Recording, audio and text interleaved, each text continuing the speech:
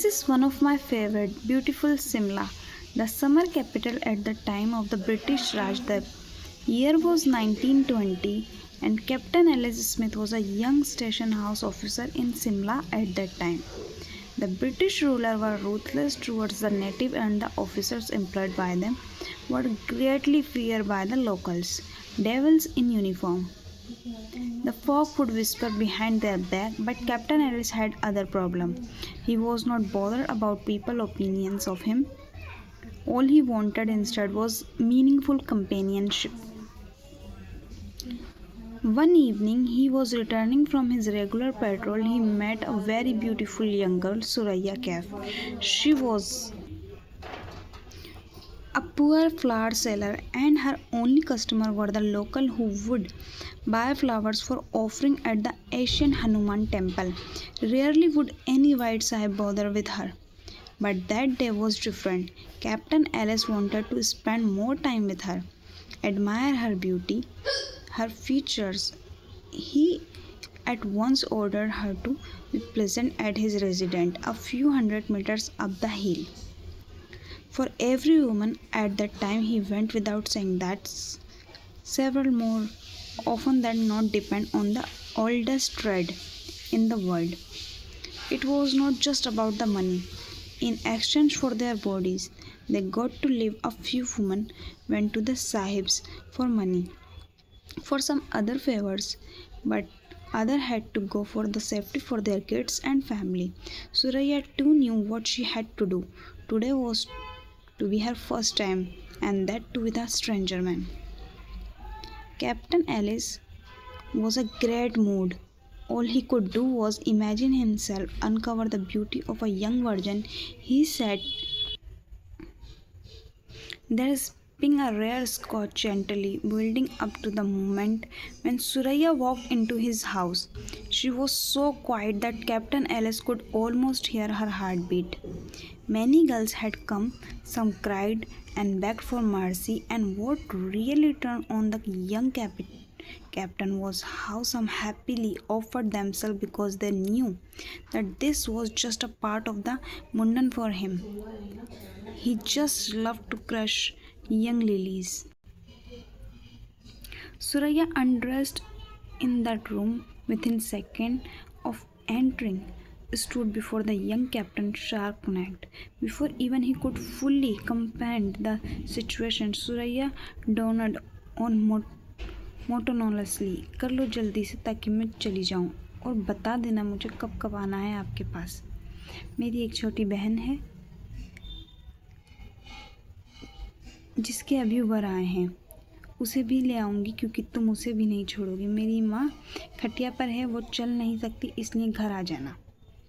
Captain Alice didn't understand a single word, but there was something in her voice and her blank expression that disturbed him. He asked his whisper in Indian, translate what she had said. He said she wants you to fuck her immediately. She has to go and she wants to know when she has to come again. She said her younger sister has also started to bloom and that she will get her and you might as well fuck her since she will surely not be spared. Her mother is bedridden, she can't walk, so she says you go to her house and fuck her there. Captain Alice Jew hung low. He was too ashamed to even find the word to speak, but before he could say anything, Suraya rattled on, घबराओ मत, हिंदुस्तान की औरतें तुम्हारी अय्याशी के लिए ही जन्मी हैं. And after saying that, she lay down on that floor and opened her legs and said casually, आजा खत्म कर. Captain Alice looked towards his whisper with the same astonished expression and he started further. Don't fear, Indian women were born to pleasure you. Get it over with. On hearing this, the captain left his liquor on the study table and cleared his moist eyes. Captain Alice was completely unrepaired. For this reaction from a woman and came as a jolt for him, he picked up her clothes and threw them on her, ordered his sweeper to tell her to get dressed and go home. Suraya put her clothes mechanically and left. That night, even after consuming a huge quantity of liquor, there was no sleep for a young British captain. Suraya's every word pierced her soul, and for the first time in his life, he could feel a humiliation, shame beyond all redemption. Next morning, he didn't go to the church as he did every Sunday because there he would have to confront just there. No Surayas would disturb him thoroughly, and every time he saw any Indian woman, he felt like someone had split on him. His daily work suffered because of that small encounter with the poor, beautiful Suraya. He stopped going for his routine round. They had been his hunting jaunts, but after that one evening, he didn't call any more girls. It was almost a month now. One morning, he was on his way to the police station when he accidentally bumped into Suraya. He had been avoiding his usual route for the last 1 month. He was avoiding Suraya because she always sold her flowers at that particular crossing.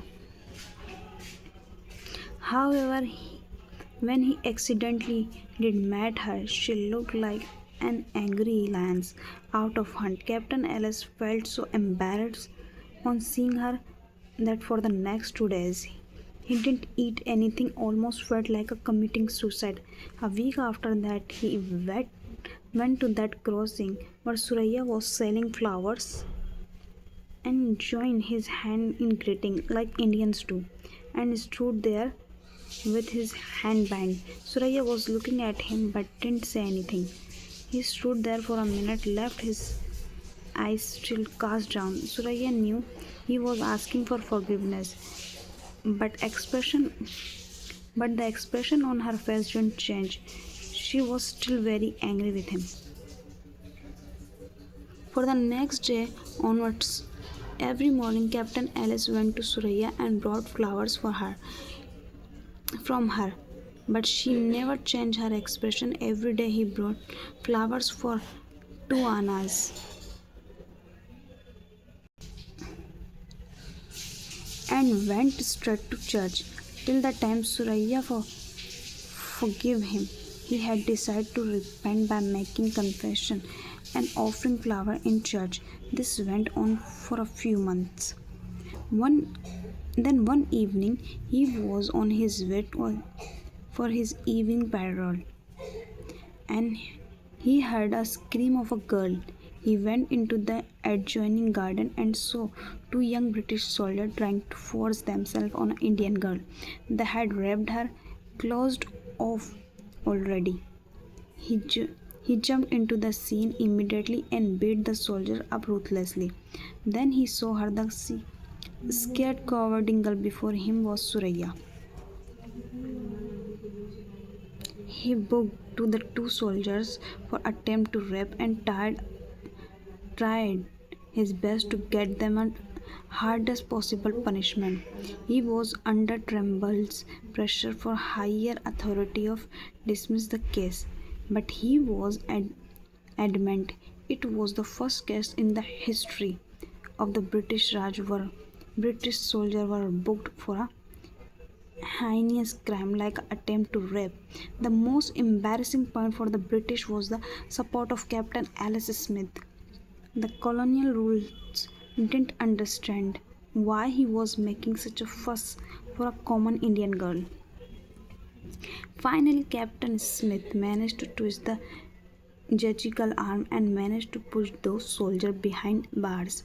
The next morning, when he went to Suraya to buy flowers, he was surprised. Before he could extract the money from his wallet, Suraya gave him the bunch of flowers and smiled. She declined to take his money, and Captain Alice realized that she had forgiven him.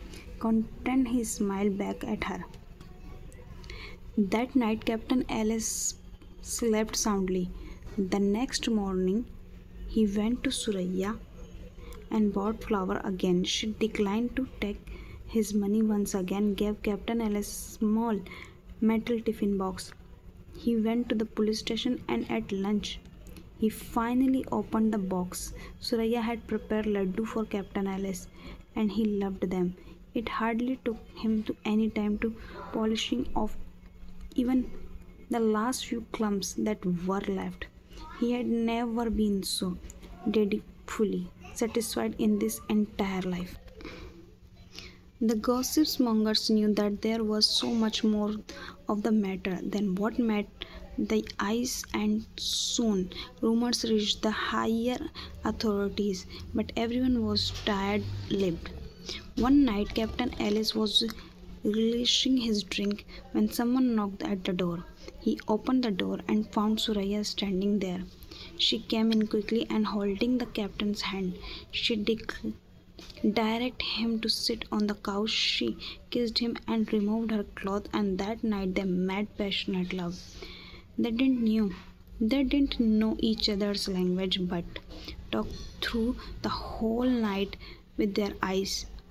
The fire in the cottage fireplace was on the verge extinguishing, and the morning chill woke up them. They got dressed, and the captain gently held Surayas in his arm. They didn't know what to say, but they knew they were committed to each other. As they were enjoying their solitude, the glass door at the front crashed with an ear-splitting sound. Before Captain Ellis could react, 15 armed soldiers entered his cottage, and among them were he had down behind bars a few debacks. They pieced the captain's body more than 20 times with their swords, and Suraya met with the same fate as well. They, then they dragged their bodies and threw them in the town square opposite the church. Captain Alice, Indian super, was rewarded 5,000 rupees by the British government for his loyalty.